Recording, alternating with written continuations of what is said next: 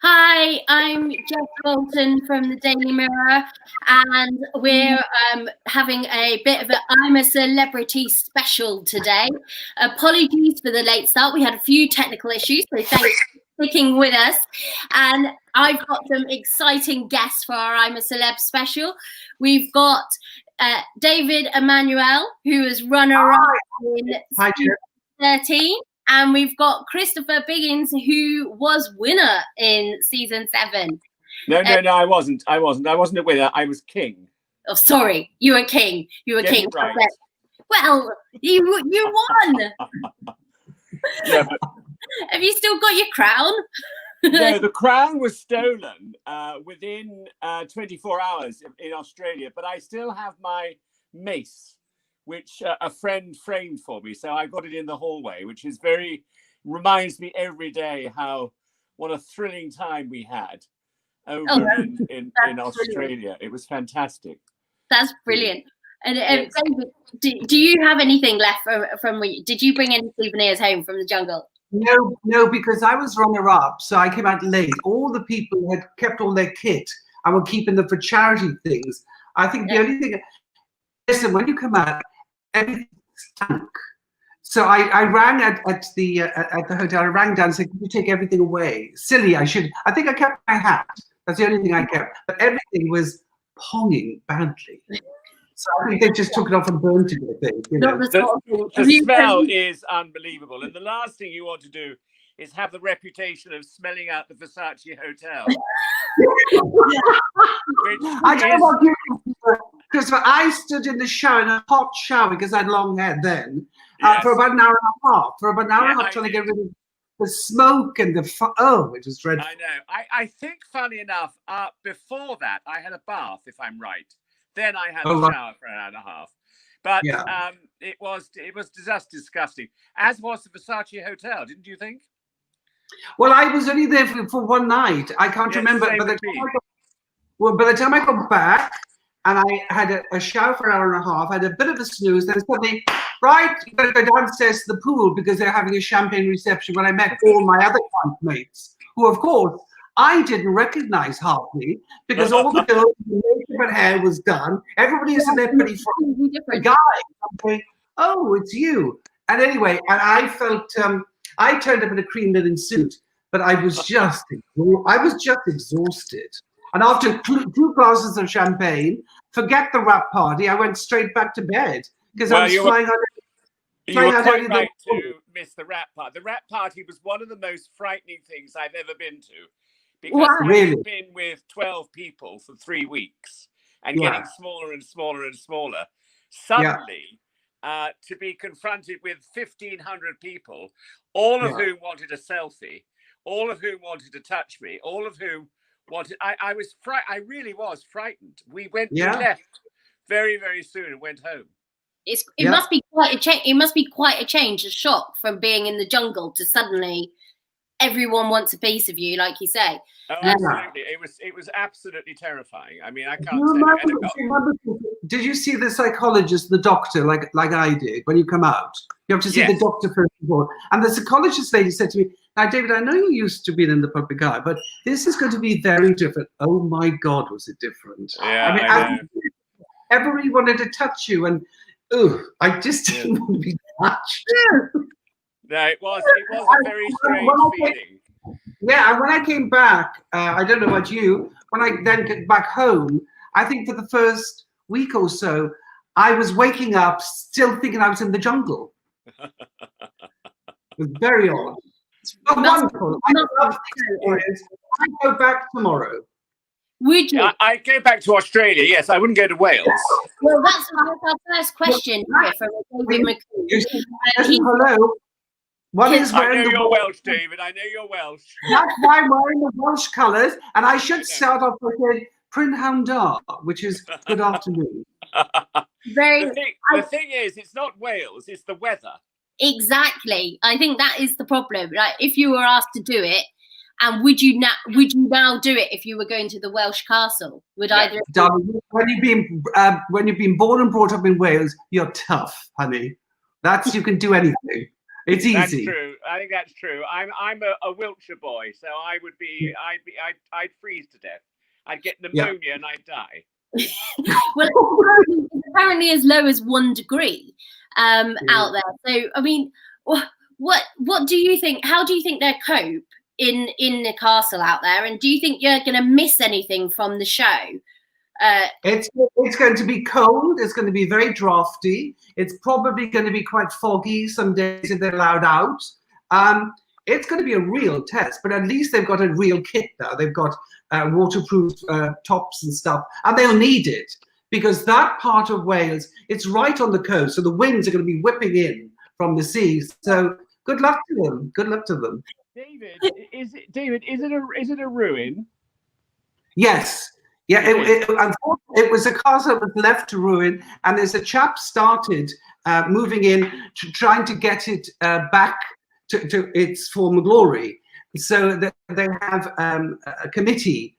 So obviously the fee they're getting from ITV is going to help now for the restoration, which is great. I mean, it looks very pretty. It looks very pretty. I tell you, I would hate to be in the jungle this year, as I've said already.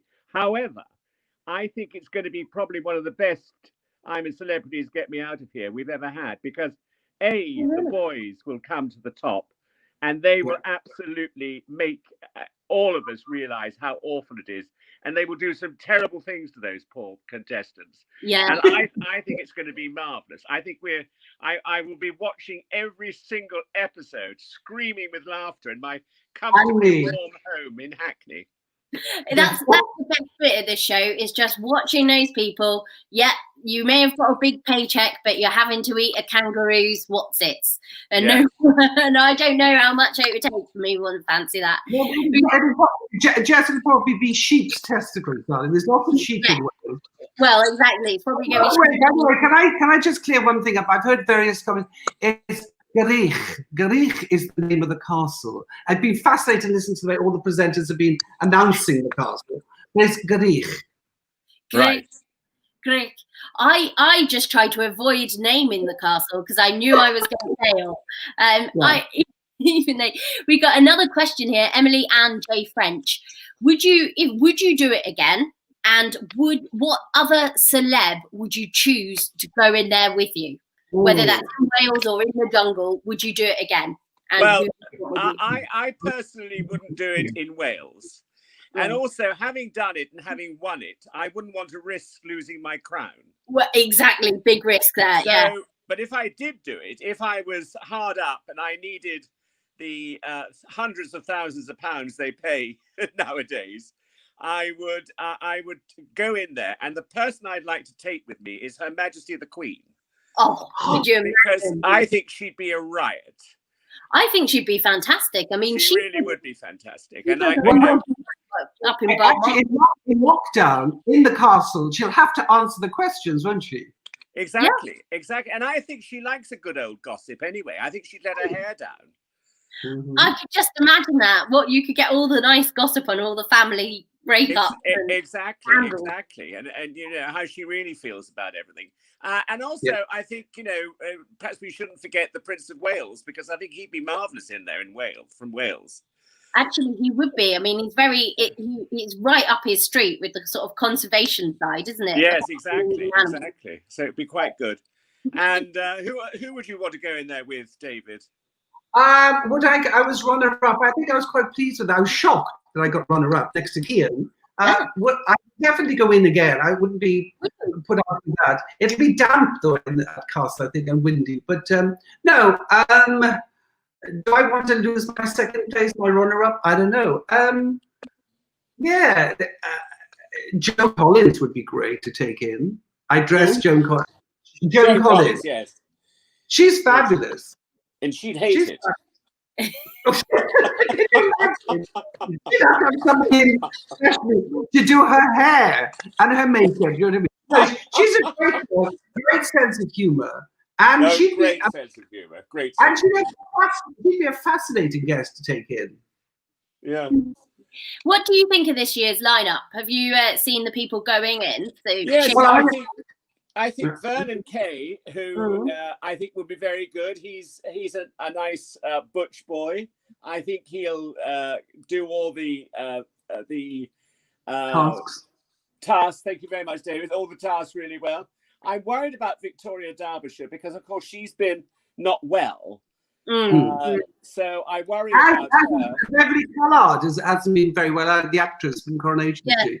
No, I know. No, I think both those women are frail. Yeah. I don't know Jordan North at all. He looks very butch.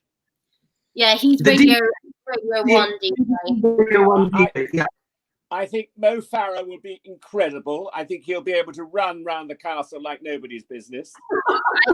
I think he could be a potential winner. He'll keep warm. Yes, he could win it. He could win it. Beverly Keller, Giovanni Fletcher. I've never heard of her. She's the wife of Tom Fletcher from McFly. Really? Yeah. And what do you think, though, Christopher? It's kind of very television showbiz, isn't it? Yes, it is. I mean, no, I'm predicting there's going to be a major egos floating around and a lot of testosterone. I think, David, I hope so, because the years that we've had recently, they've all got on well, and it's been so boring. Yeah. We like a bit of tension. I think that do we know how AJ's health is? He's able to go in. He's able to go in. Yeah. Well, I would put him up there with my top 3. I think he'd do very well. I think he would do very well. He's a lot more outdoorsy. I had him on here, and he's a lot more outdoorsy than I thought he was. Yeah. Well, he's young, and probably strong to be a dancer. My goodness, to survive on Strictly, you've got to have a lot of stamina. I think he's very easy on the eye. I think he's a very attractive boy. So I think he'll get that young audience. Are they waiting for the shower shot? Are they? Well, that's what I was going to say. That's the big problem with this year's I'm a Celeb. What about the showers? Because I've seen the shower. Who's going to be able to do a Mylene class? They won't be able to because there's a shower curtain around the bath. So but they can pull it. They'll be encouraged to put that curtain. We've lost one of the main part of I'm a Celeb. What are we going to do? I know. Shane Ritchie, I think, is very interesting. I mean, I've heard that he needs the money, which I'm surprised about. Yes, he said that. Yeah, he's saying he's having to borrow money off family and friends because isn't it amazing?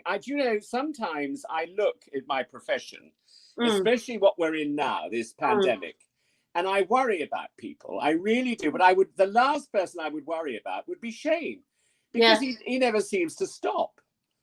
I was very surprised. He seems to. He's always working. Perhaps he's a spender rather than a saver. Maybe. Could be. Maybe. Yeah. Should be more than a grower than a shower. You mean? I'm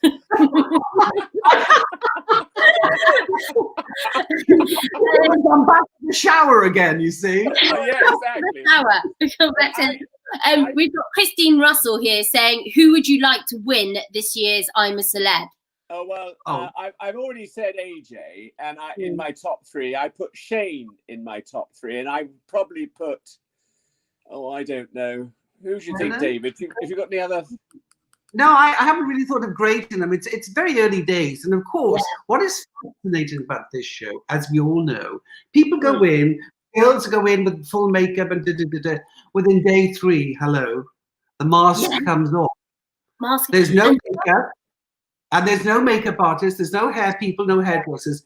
And I just hope, Christopher, I know what you think, I just hope they just be themselves. Because they're well known on television. And we've seen Vernon hosting various shows. We've seen Shane, in Alfie Moon and EastEnders. We've seen them all. So just be true, I never gave it too much thought. I mean, I was surprised that I got as far as I did. But I never thought of it. But people do change.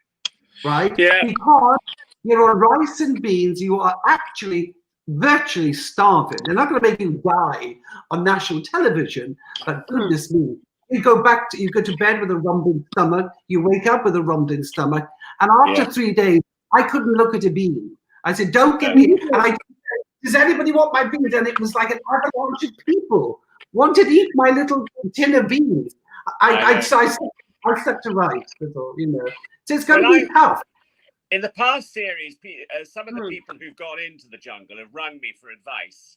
And my advice is something you've just mentioned, David, a few minutes ago, is the secret of I'm a Celebrity, Get Me Out of Here is to be yourself. If you start acting a character, you can't sustain a character for 3 weeks. And that's where you fall down. And if you can manage to be, which is very difficult to be yourself, but if you can manage to be yourself and you can do it well, then that is the secret of the show, without any doubt. Everybody suffers. A lot of the girls I found in my year were suffering the fear of the unknown. And I went in hating everything. I think like a lot of people, I hated rats, spiders, snakes, you name it. And what happened to me after my first challenge, which was to see who should go to the good camp or the bad camp, once I got through the first one, it's then a question, I know what you think, Christopher, it's mind over matter. You've just got to flip the brain and say, no, there's no rats here. Don't look at the rats, don't look at anything. Just get in there, get it done as quickly as possible and get the hell out. I know, you're absolutely right. You're absolutely right. And, you know, it is, I know that from my point of view, one of the classic TV moments, which still is strong to this day, is me having to sleep with 200 rats. And one got on my crutch. And there it is. And I thought it was my water bottle, and I covered it up. And then I realize it's a rat, and I scream. And that's a classic moment from I'm a Celebrity, which, you know, I love.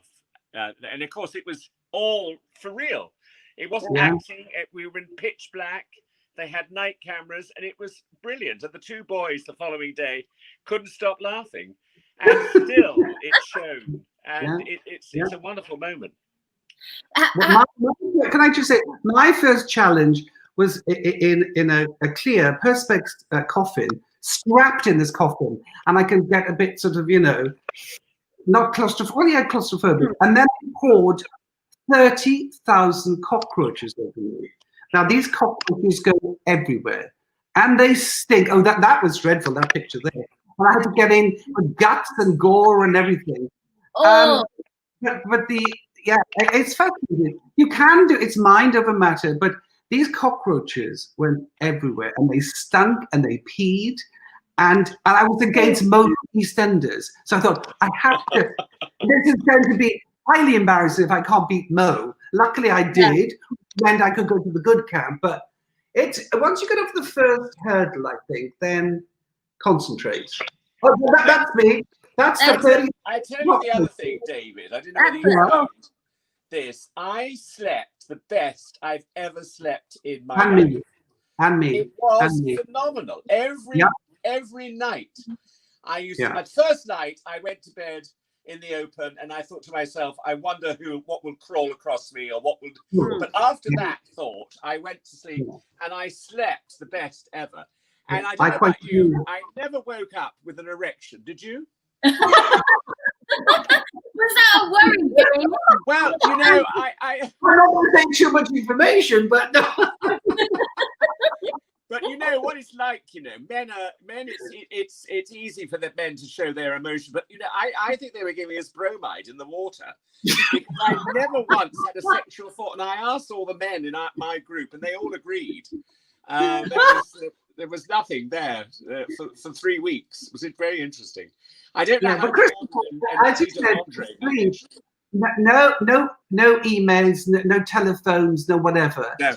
And then you look up and you saw the stars in the sky. It was magical. Magical. Yeah.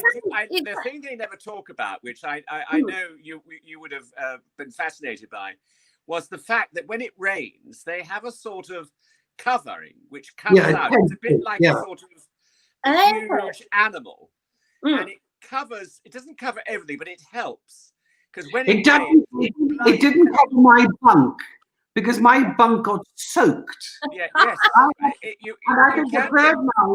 The third night we had a downpour, and I had to go back into my sleeping bag in the cover, and it was soaking wet, and it was just miserable. But you know, get on with it. You know, just get on with it. But when it rains, it does rain, doesn't it? Oh, seriously. How's that fair if they've got a cover to cover it? Because surely you're meant to be out there in the elements. No, you are, but I think they do it because if they didn't do that, you would absolutely be washed away. Yeah. So they do it as a protection, really, more than anything. And it doesn't, as David said, it doesn't stop all the rain. Because what the rain doesn't come down straight, it comes down at an angle. Well, yeah. And then I had a little surprise because my job was to empty the dunny, which I think they're now going to call it the castle privy, I think. So my job was to empty. One night I got up, and you know, it was such a performance because you have to get up, put your boots on, walk up, and you've got your little lantern. And I was on the throne, as it were, Christopher, and I looked up, and there was this huge, a gigantic snake coiled around the roof. And I went, oh my God. I mean, they're seriously big. I didn't dilly-dally in the loo. I got out there. I don't think any of us dilly-dallied in the loo. Sorry, go on. I was going to say, you must have been terrified all the time of just like, even going to the loo could be potentially, you could get stung and have to go to hospital. It's true. I wonder what they're going to have. They might have rats in the castle, but we certainly had rats in camp. We had snakes in camp. We had big spiders. And what you don't know is that we can't all die, for God's sake. And they kept on giving you a list of all these spiders that were deadly. So if anything like that did happen, somebody would very quietly come in and sort of remove it. But they didn't talk to you. I had Jay from 5. I had Jay from 5 in there, and we loved finding things and playing with them. And we found this spider, and we were playing with it by putting it under containers and releasing it, then covering it again. And without the disembodied voice said, "Will Jay and Biggins leave the spider alone? It's one of the most deadliest spiders in Australia." So we certainly did. We did leave it alone. But you know, David's right. One night, where there were about 6 of us, I think, round the campfire, and Keris Matthews was playing the guitar, and it was the most glorious thing. And suddenly we heard, "Will the celebrities be aware that there is a snake on Jay's bed?" So we all got up and went. We couldn't see a snake because we were looking for a small little snake. There, in fact, was a 7-foot carpet python on the bed.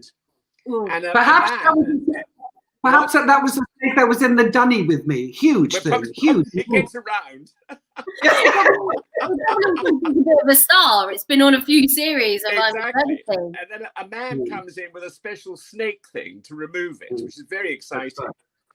Yeah. But of course, you see, yes, they don't talk to you. Nobody talks to you. It's you're not there.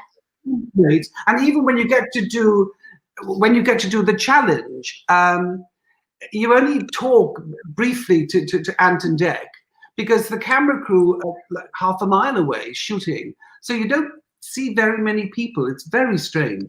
It is the cleverest television show ever because all their watches are covered up. Yeah. You can't see the time. And when you go into the jungle, I went in by foot, but I was driven in. And they drove me for miles and miles and miles and miles and miles and miles. In fact, when I found out, because I went back the following year and made a documentary on the making of the jungle, and what they'd driven me was about 400 yards, just round and round and round and round and round to disorientate me. And it worked. I mean, you know, I thought I was in another country. Well, the one we were marching as a group to do a challenge. And suddenly, these 2 vans came up, all blacked out. I thought, oh my God, I thought people broken in. I thought we'd been hijacked, and we were literally thrown in the back of these trucks. And that's scary because it was like it was real as far as we're concerned. And we all go, is this part of the, yeah, that was scary. That was David, scary. how did you go into the jungle? How did you enter? I dressed up in a cream linen suit, impeccably pressed, thinking I was going to have a glass of champagne at the Versace and meet my fellow campmates. Anyway, they drove me to the docks. I got in this speedboat and they sped me across to this tiny flea-bitten island. And I got out and I didn't want to get out of the boat because it's all muddy and anyway. So I crept out and the first person I see is Mo. And you know, it's a face that you see on television all the time. They said, Mo? Yeah, I said, what are you doing here? And she goes, I did the same as meeting you, you know. And I went, oh, okay, you know. And it's weird. It's very strange because there I thought I found myself, and there's Mo, you know. But yeah, the first person I met was the hideously horrible, vile Janice Dickinson, the American model. I was going to say, have you? I mean, she's one of the most obnoxious people I've ever met. So you didn't keep in touch? Ever. She, in her day, Christopher, as you might be aware, she was a fabulous model girl in her day. I know. She could strut her stuff on the catwalk and look fabulous. Yeah, but, I'm sure. I mean, the first thing she showed me when we got into the jungle was her vagina because she'd had an operation. So she showed me the stitches. That was attractive. What did you say when she did that? I said, how nice. Who's your surgeon? There's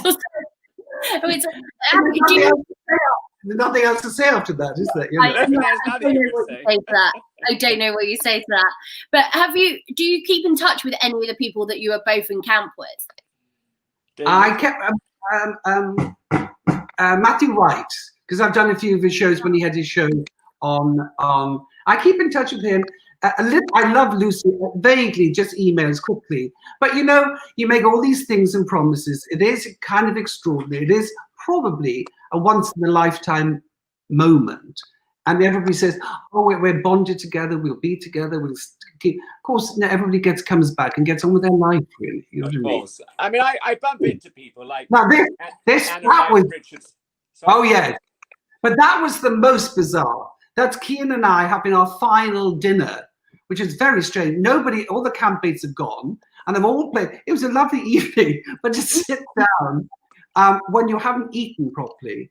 And he ordered, I think, a triple pizza or something. I ordered smoked salmon and brown bread. And then I wanted a steak. Well, of course, you take one mouthful of the steak and you're full because your stomach has shrunk. So sure, yeah. It must be the best weight loss thing going in there. It is. You beat me, Christopher. I lost 2 stone, 3 pounds or something, or 4 pounds. What did you lose? I lost over 2 stone. Yeah, but I didn't, because that's what the doctor said to me. You didn't beat Christopher. I said, okay. But yeah, yeah, and it is an extraordinary experience. But yeah, I mean, life goes on. It would be nice to keep in touch. Kian, I was promising to catch up with him in Ireland, but it never happened with our schedules and that sort of thing, you know. But c'est la vie. How about you, Christopher? Are you in touch with any of them? Well, Cerys Matthews, I see occasionally, and Anna Ryder Richardson, and who else? A lovely girl who was the inspiration for Absolutely Fabulous. Franks. I've forgotten it. Yes, I know who you mean.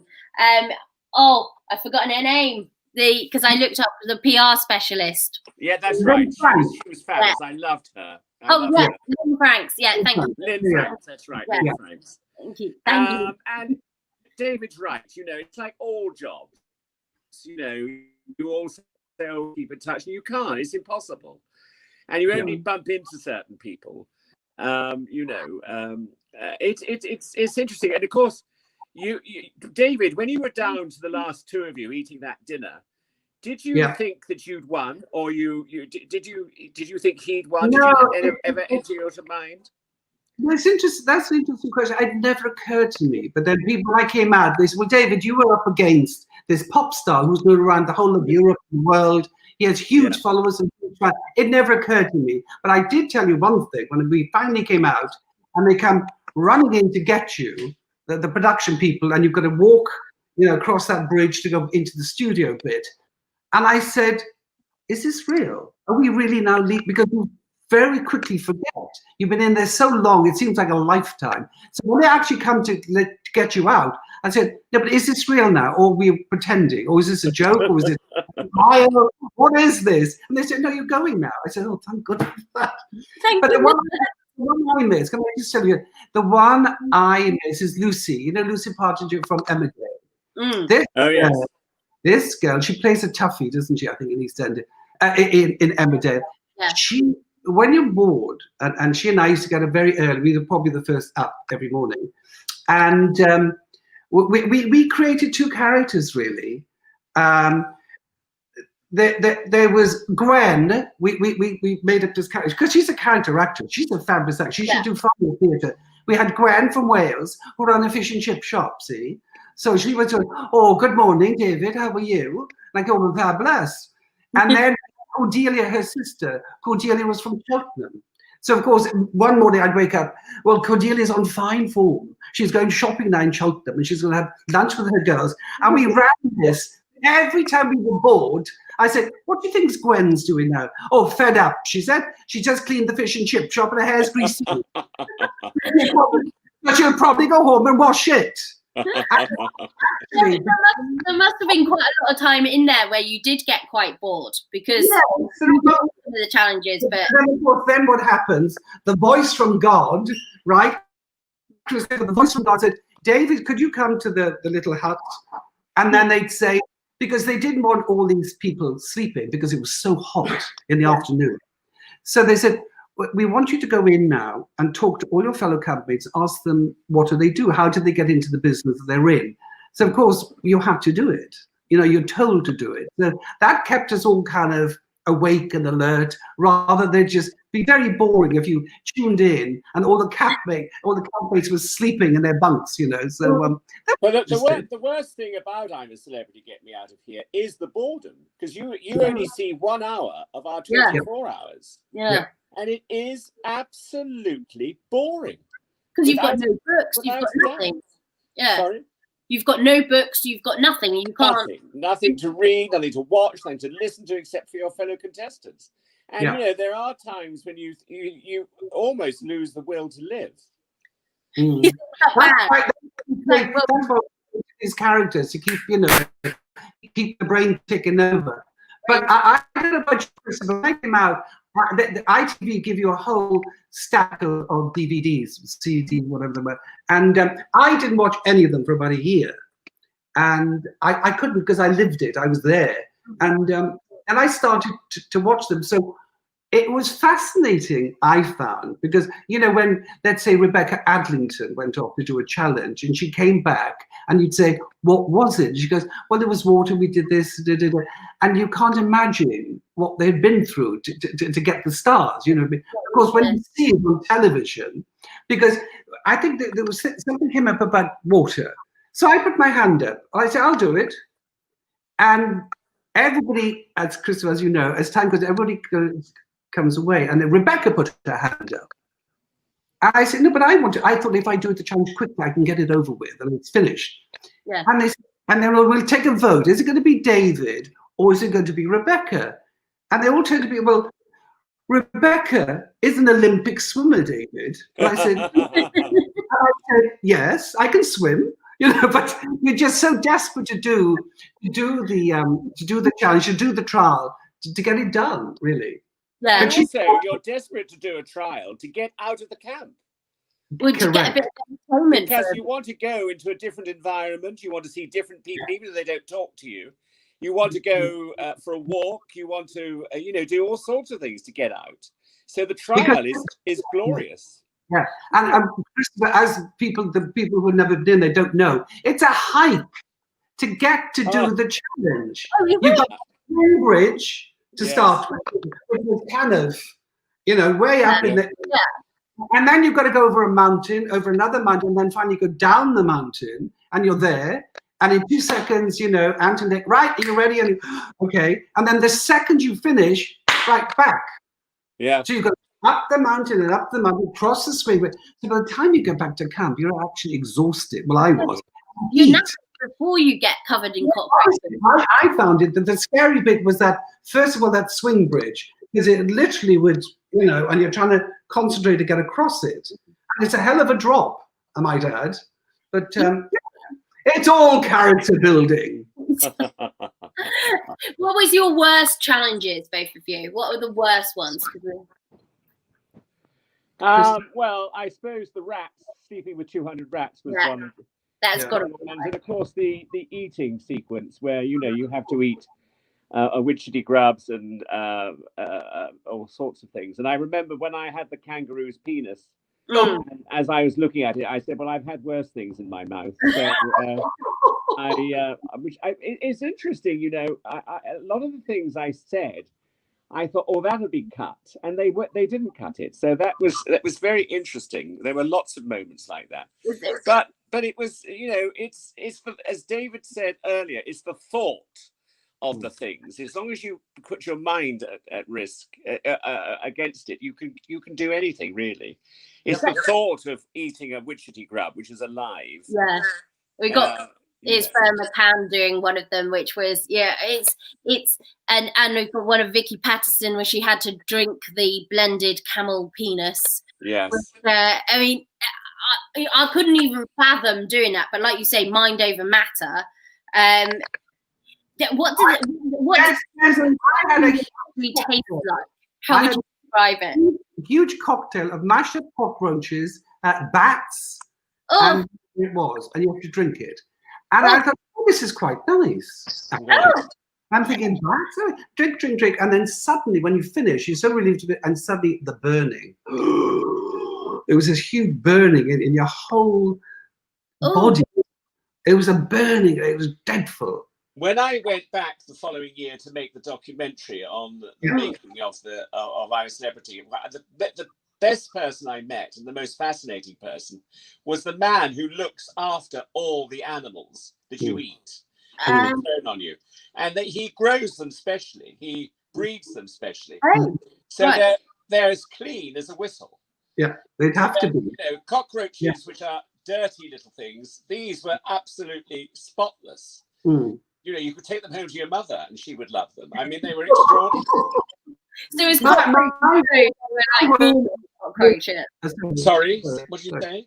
It said as cockroaches go, they were like gourmet cockroaches. They were like gourmet cockroaches. But you know, you've got to think about it. ITV don't want anyone to die. No. So, you know, everything is protected. The rats, even the rats are bred.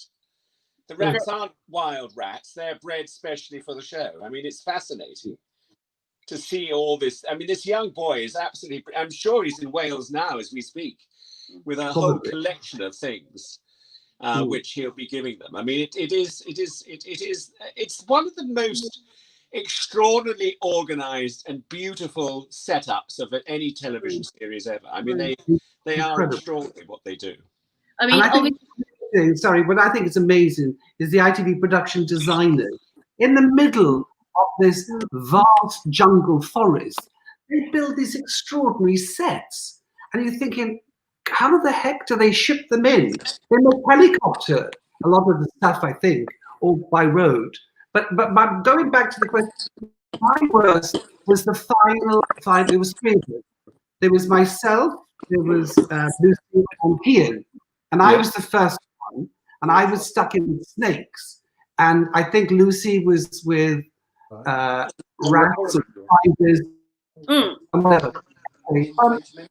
Yes. We're waiting to start. Anton Decker, they're looking all shiny and prim and proper and clean.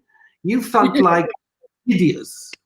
And this snake decided to go up my shorts. Oh, huge snake up my shorts. Then I'm thinking, no, David, keep calm. You know, the handlers will pull it.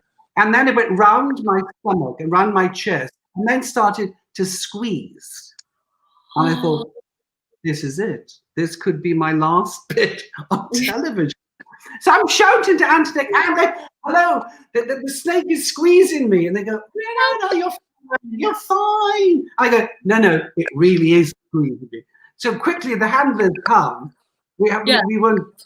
Handlers come and pull this snake out from, and then I thought, oh God, that's gone now. Lo and behold, before we start to do the challenge, they put the blood snake back in. Oh, no, that was not pretty. That sounds horrific. Is that Christopher, the crown jewels nearly went. Well, exactly. Nearly paid a high price for being on I'm a Celebrity. Oh. It was over the years. There's been some, great highlights in the series because we're now going into the 20th series. So, which is so good to look back on some of the amazing things that have happened. Do you have some favourite moments from other series? Do you sit there and when you're watching from your sofa, having a laugh at the poor suffering? Well, I don't know about you, Christopher. We just wait, as you said. It's exactly. We're just waiting for a big quarrel. I mean, tempers run quickly. People are fatigued. People are starving, and the least thing can really kick off very quickly. I had it with Al. He is a showbiz guy from New York, and shouting with Ian, with Mr. White, and he went on and on and on. And you just said, "Please, heaven, stop." No, it went on and on and on. Then he was in a bad mood. So eventually, I think I was over after about 2 days. I thought, I can't bear this. Look, stop now. Get out of the mood. You're here. And he kept on whining because he'd flown in for his wife had flown in with a new baby. So he obviously was in to see the baby. So I said, well, why are you here? Yeah. Why stay up? Well, why did you come in if you had a new baby? Why, I said a challenge to see if you can rise to the challenge. And interesting. Yeah, okay. Now there's also been a lot of romances over the years in the jungle. Famously, Katie and Peter. I mean, who could forget that legendary coupling?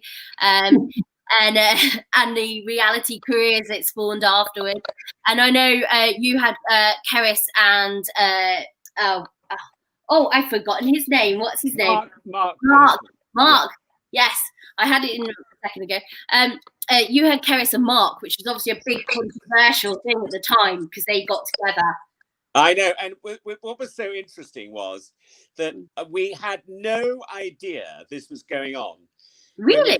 In the jungle, no idea at all.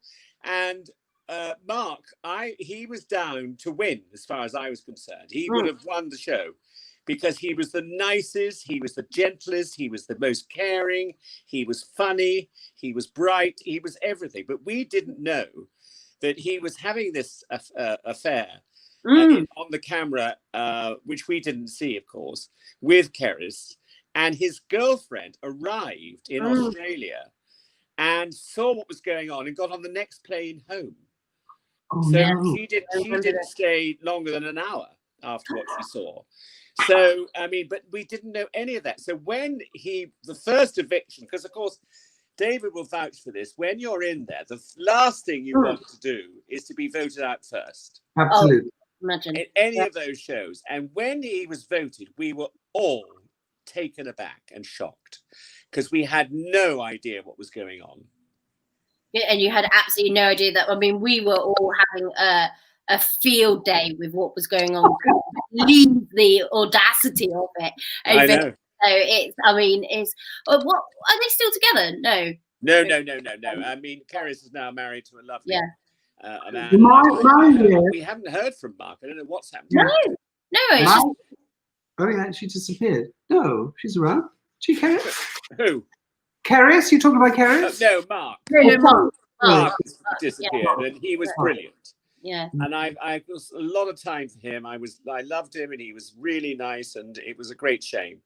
But that's, you see, you're all in all these shows. You're at the mercy of the editors. Yeah, 100. Did you both feel a little bit worried about that when you saw yourselves back? Did you think that was how you've been, or you were quite happy? No, I think they were very good to us, weren't they, David?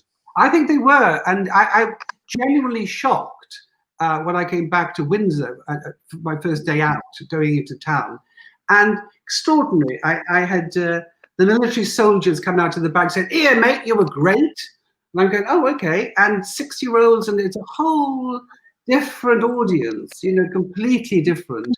Yeah. And I just was not in denial of it. I couldn't understand it, really. It wasn't until, even now I can't, but when you see it a year later, I thought, perhaps they like that bit, or perhaps they like, I don't know. Yeah. But the romance my year was between, wait for it, Joey Essex.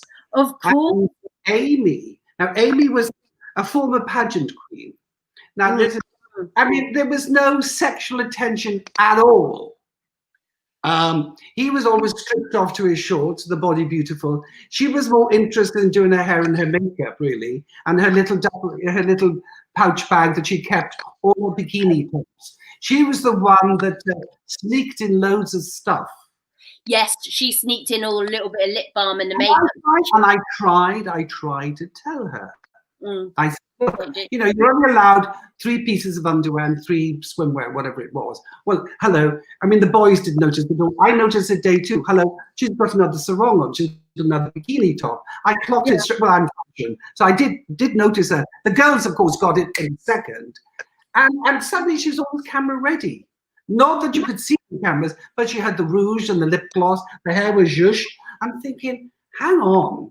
No, none of the other girls, they completely makeup free, tied their hair back into braids, and she was shushed, and I'm thinking, okay. And they said, and then the voice of God said, "There's contraband in camp." And you're like, I know who he is. I knew exactly where the contraband was. She had it all stuffed into her rucksack. I went over quietly, and I said, "Darling, just hand it over." And she goes, "I don't know what you're talking about." So I primed Al to do it. Let him be the goodie. So he said, "Honey, you got to hand it in." Because they threatened if you don't hand it in the second time, they're going to stop our food. We were on the knife edge as it was. And, they made out that they were, all the pictures apparently in the newspapers at the time were him and caressing and snuggling. Nonsense. No, there was she was more interested in herself. And he, of course, was being taught by Amy how to tell the time and how to tie his shoes. Yes, which is very, very odd. But there's for a romance. Put it this way, Christopher: there was no sexual tension and certainly no erections going on. Yeah, exactly. You did very well to. Was it difficult to put up with? That sounds mean, to put up with Joey, I was going to say. Was he quite a character to be with? That's a very good question. I still can't make him out. I was there for 2 weeks with him before he got... I could not make him out. Either he's extremely clever, and he still plays sort of doddery... Well, not doddery, that's the wrong word. Like, he's not quite 100%. Idiot. Way. Yeah, well, yeah. So I couldn't work him out. And he came over once, he said, "Hey, Dave, they tell me you're a fashion designer. You're well known for..." "Oh, yes, okay, whatever." He said, "Yeah, I got a shop in Essex." I said, "Oh, really? What merchandise do you have?" "Then what?" I said, "Well, what merchandise do you sell?" "No, it's a shop." "Yeah, I've got that. Clothes." "Yes." He used to take clothes and rip them up and cut them and sell them. So I said, "Well, what retail prices?" Well, blank, complete. Badly. So I said, "Right." And I said, "Well, who runs it? Who runs the shop?" "Well, I've got my father's lady friend or something." I said, "Well, how many staff do you have? What are your outgoings?" And I'm well, he's got not a clue. Not a clue. So I said, "Right, when I come out of this, I'm coming down to Essex and I will visit you. And I want to sort this out," because I thought the poor guy was taken for a ride. Right. And then who is the snooker player? Steve Davis. He was funny, dry sense of humor. He says, "No, Dave, it's like this. You can't go by yourself. I'll have to escort you. You've never been to Essex, have you?" I said, "Well, no, I haven't really." And then Kean said, "Well, I live quite nearby. Steve will collect you, bring me to the house, we'll have lunch, then we'll go shopping." I was fascinated to see his shop. I never got to the end of that story because I never went. But yeah, I don't know if he's still got his shop. I don't know. But couldn't work him out, even to this day. And obviously I've seen him like you have on other shows. And, yeah, odd. So there were some people you didn't both get on with quite a lot. Fair enough to say. I like most people, but he's just I don't know. What do you think of him, Christopher? You've seen him. Yes, I've met him. I agree with you. I don't know whether it's an act, but I do think it is an act. I think he is as stupid as he makes out. Right. But he's made a fortune from it. Indeed. And you know, he now makes all the dresses for the royal family. I mean, he's amazing. I think Christopher's teaser. We're like, I think both of you were very brave going in there for like having, from the horrible things you had to eat to having to go in the shower and know that it was going to be broadcast on national TV. You wouldn't catch me doing that, honestly. You're very brave. We're going to have a little chat about some of the showbiz stories we loved this week, if you're okay. I'm just going to run through them. And at number 5 is obviously the I'm a Celebrity lineup has been announced. Now, we talked about this already with who you think is going to win. Who do you think is going to be out first? I think it could be Victoria Derbyshire. Ooh. Or what about Giovanna Fletcher? Because she's not very. I don't know. She's an actress, author, podcaster. I don't know. Podcaster, yeah. Because I think the viewers, Christopher, I think the viewers want to associate. I know that person. I wonder what they're like. But if you don't know somebody at all, then it's a hard gig, isn't it? Yeah, it is. It is. So I don't know. I think it's too early to call at the moment. I think so. And I think you've got to forget, it's quite fun and exciting for it needs a couple of days to settle down. And then you see the true characters coming out. Were you pleased to see Ant and Dec have to do a Bushtucker trial at last? It was on the show last week where they filmed. I think it was wrong. I think if they'd maintained the fact that they never ever did a trial, I think it would have been more exciting, and I think it would have been better. I thought seeing them suffer like they did was wrong. Oh, really? Yeah. You're very kind, Christopher. You're very kind.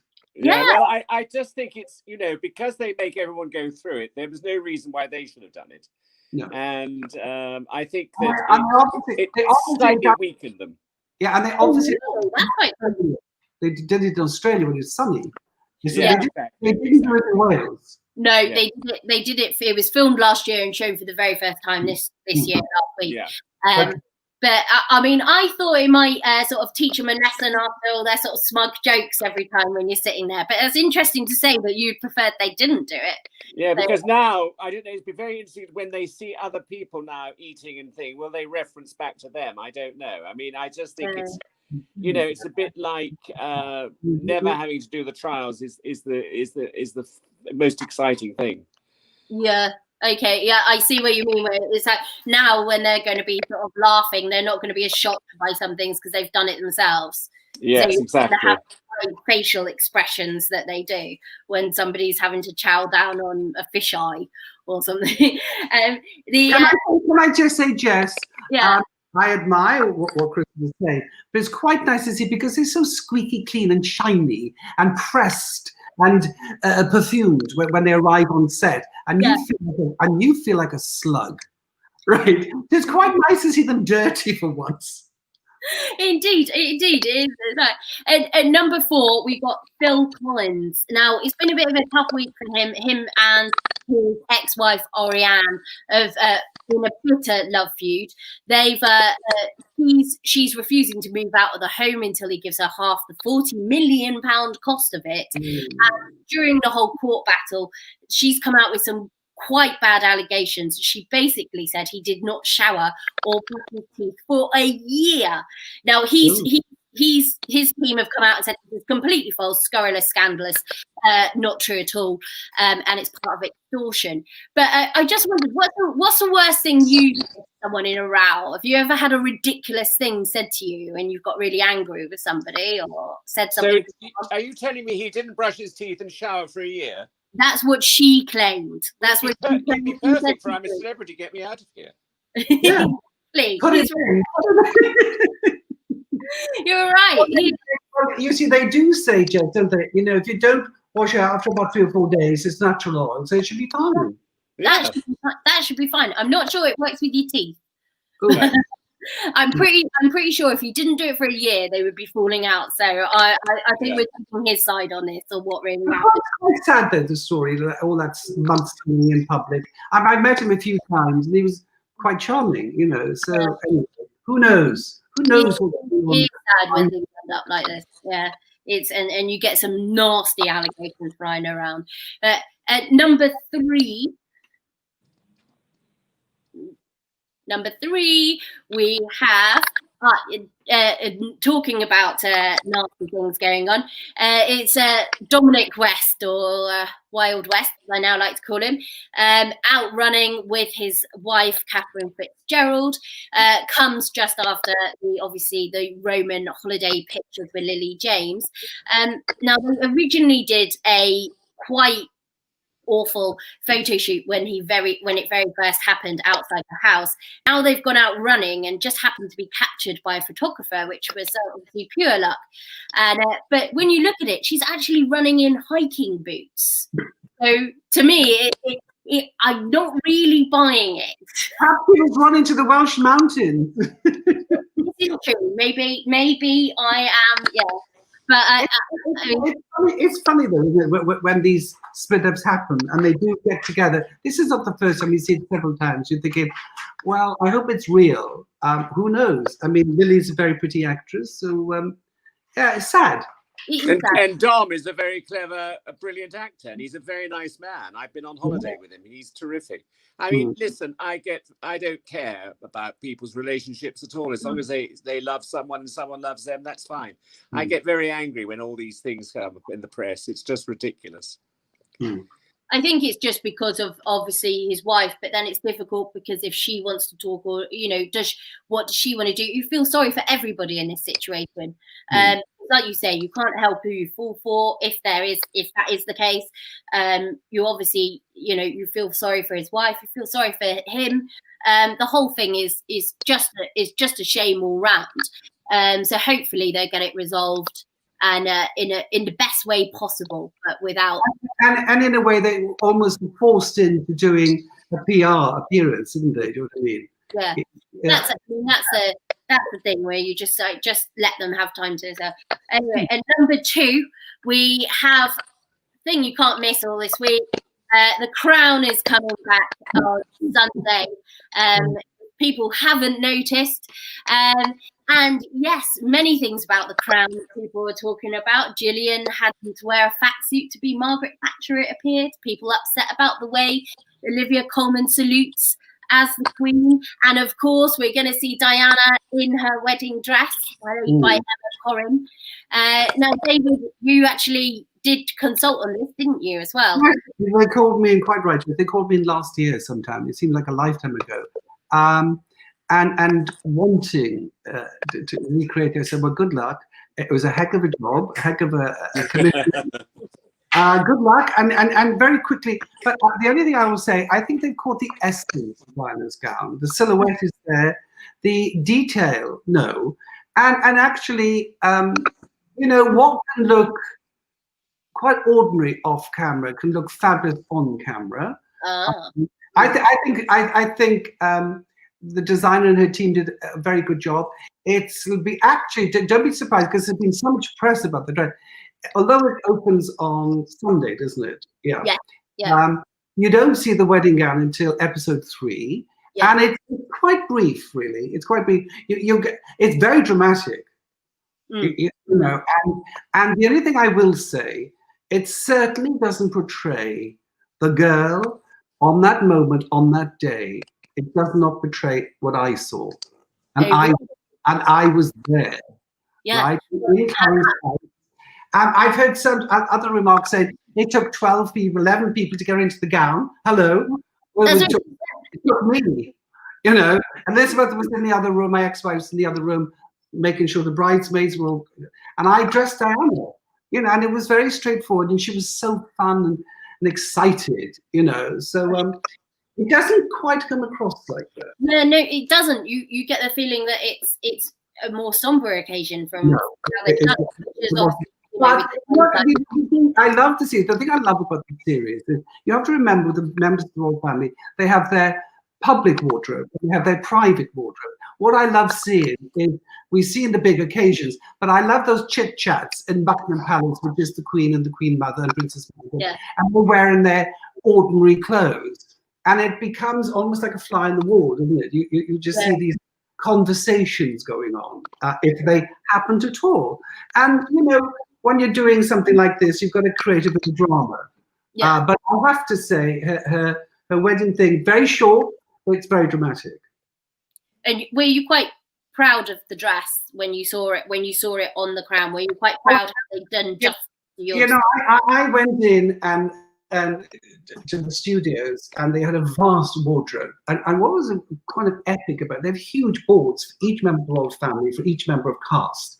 And the stuff, the background stuff, they had hundreds of pictures of hairstyles, hundreds of pictures of tiaras, hundreds of pictures of shoes, and meticulous, you know, and particularly the big numbers, you've got to get absolutely right. And Amy Roberts, the costume designer, but she had, you know, a huge team of people, which they need, because don't forget, apart from the women's clothes, they've got all the military stuff to get organized and stuff for the Duke of Edinburgh.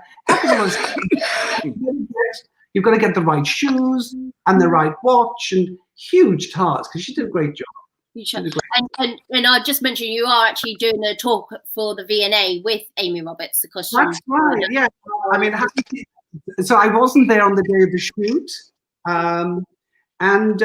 Yeah, I mean, it'd be good to catch up with her, and it's something for the V&A. Great. Are you a fan of it, Christopher? Are you a fan of the Crown? I love the Crown. I think it's fantastic. I had lunch with David Linley last year, and he was very upset that no one had approached him to talk about his mother. He hasn't seen, he never saw it, and he said the royal family don't watch it.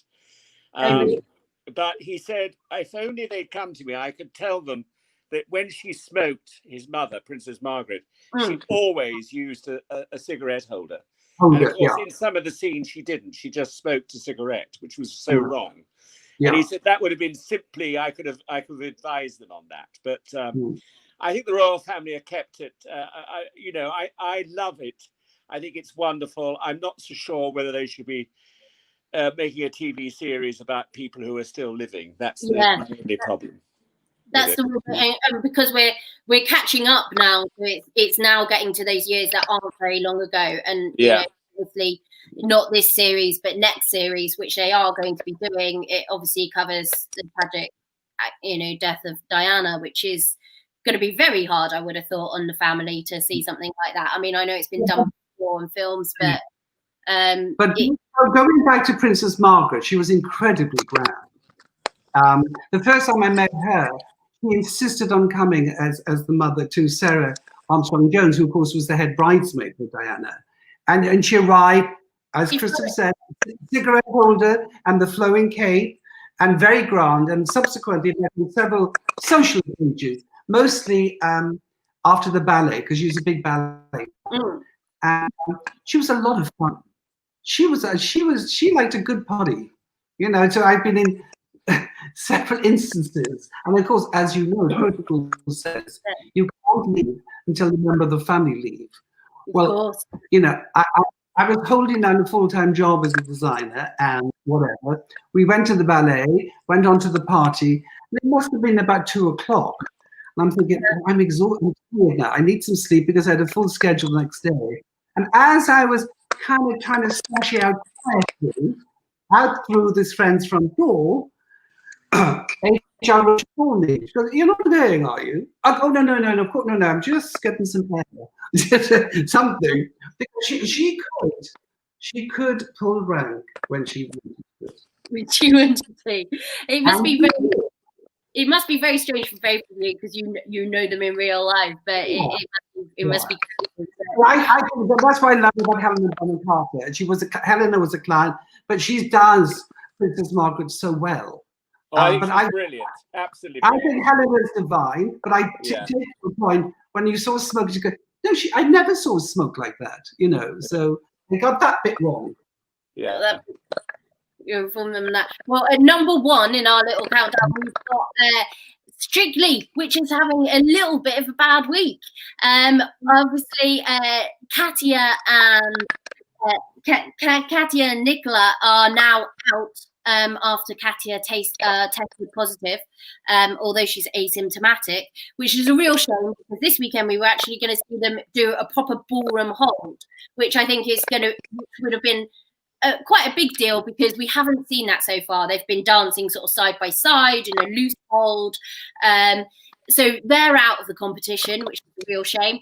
And also Moxie is having to self-isolate for 2 weeks, which means Anton, finally, after 18 series and quite a few people that were, let's say, not so good at the dancing, is going to get to sit on the judging panel.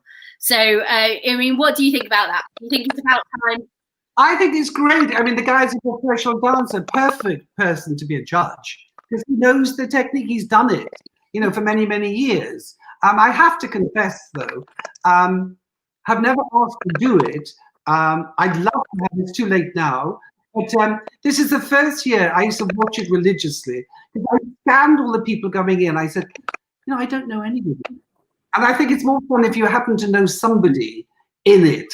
The only one, of course, I know is Karen Quentin. I've never met her. Good for her. I hope she does well. But I'm not interested at all. Funny this year. What about you, Christopher? I'm really thrilled for Anton. He's the nicest man, and he should have really been one of the prime suspects for taking over in the judging panel when Len left. He would have been perfect.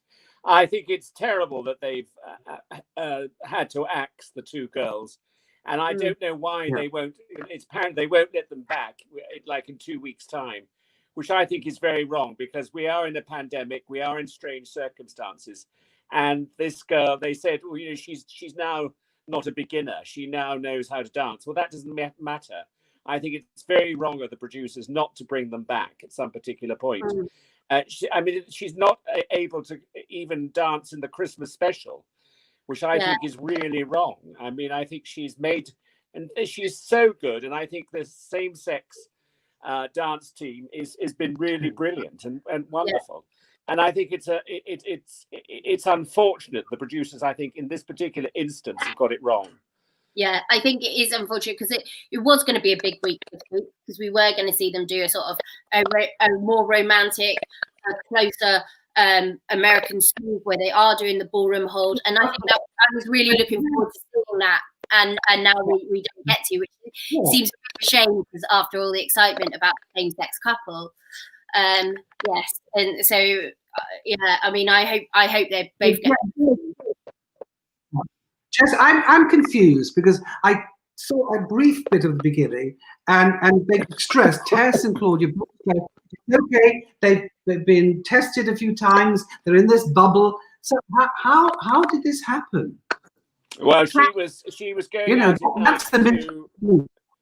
She was going out tonight to all male clubs and dancing with. No, I don't know. I mean, I was like, oh, someone's got the scoop. What happened? No, I think it's very unfortunate.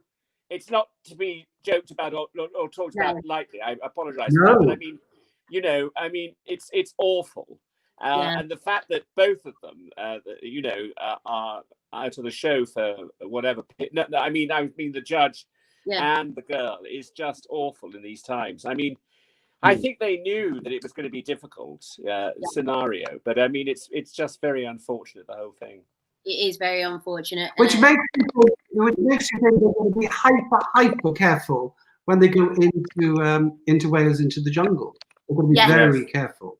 Exactly, because I know that there'll soon be one false test and they'll be out. One bad test and they'll be out of it, which obviously no one wants. I don't know what happens if you leave. Do you still get your money? You get your money. Yes, definitely. you get some money regardless, but you. Oh yes, you get the full amount. No, without any doubt. Yeah. No. What about the people like sort of that go in and then walk out in the first day or so? Do they lose a good proportion of what they should be paid? It all depends. If they leave of their own accord, yes, they do lose a portion. They don't get their full salary in the jungle. Yeah. But I don't know about other shows. I mean, I mean, in the jungle. I was just thinking about a couple of them that were in and out in about 72 hours, and then you just think, well, either that's very clever and they've got a great payday with no pain, or they've just lost out on a load of cash for a bit of a diva strop. But anyway, thank you both so much for talking to me. We've had a great talk about everything, and I've really enjoyed it. Thank you, Christopher, and thank you, David. Thank you, Tess. It's just been great. Thank you. Great to have a good chat before the thing. So I'll let you both go, and we'll enjoy it on Sunday. And I know you two will both be watching. And please come back, and we can talk about how it all goes once they're in there in the castle. So thank you very much. Bye, David. Can we say Camry and Beth? Great to catch up, Christopher. Great to catch up. Camry and Beth. See you soon.